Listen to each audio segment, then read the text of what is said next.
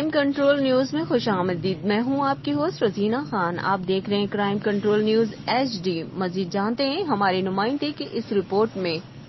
بسم اللہ الرحمن الرحیم. جی ہاں ناظرین، ضلع مومن زیارت ماربل سانحہ میں مقامی لوگوں پر پہاڑی تودہ گرنے سے کافی تعداد میں لوگ تودہ ملبہ کے نیچے دب کر جاں بحق اور کئی زخمی، اور امدادی ٹیم مقامی لوگ ملبے سے دبے افراد کو نکالنے میں مصروف.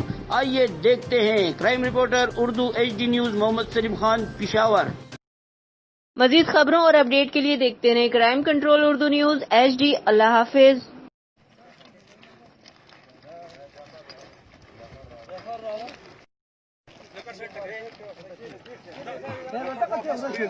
عوام دلته چوکټ دي تاسو فارغ غږی کړ